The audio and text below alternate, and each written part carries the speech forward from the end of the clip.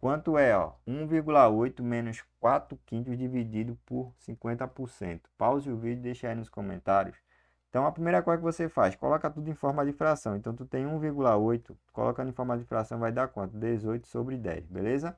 Então, isso aqui vai ficar 18 sobre 10 menos 4 quintos, né? Aqui, né? 4 quintos dividido aqui, ó, 50%. As pessoas já conhecem que seria o quê? 1/2. Mas como é que chega nisso? Ó? 50% é tu escrever 50 sobre 100.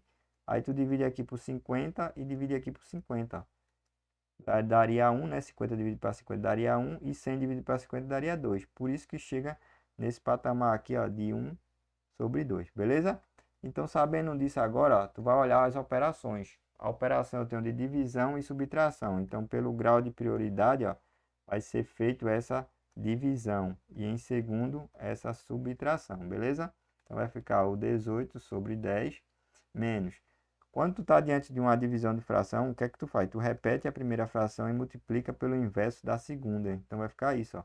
Então, 4 vezes 2, multiplicação de fração agora, ó. Vai dar quanto? 8. E 5 vezes 1 daria 5. Então, isso aqui corresponde a quê? A 8 quintos, certo? Então, sabendo disso aqui, eu vou puxar um pouquinho mais para cá. Vou deixar aqui para você. Aí, o que é que vai acontecer? Agora eu estou diante de uma subtração de denominadores diferentes. O que é que eu tenho que fazer? Tirar o MMC, né? Mas, para ficar mais fácil, ó, tu passa um risco aqui, pega o maior número e bota ele aqui.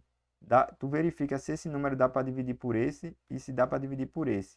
Quando eu digo dividir, significa deixar resto zero, beleza? Então dá, né? Porque 10 dividido para 10 daria 1 e deixa resto zero.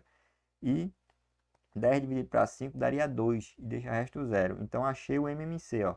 Então aqui, como esse cara é igual a esse, ó, tu só faz repetir o de cima, certo? Menos. Aí, ó, 10 dividido para 5 daria 2. 2 vezes 8 daria 16. Então, isso aqui, ó, acarretou em quanto? Ó, 18 dividido para 16 daria 2.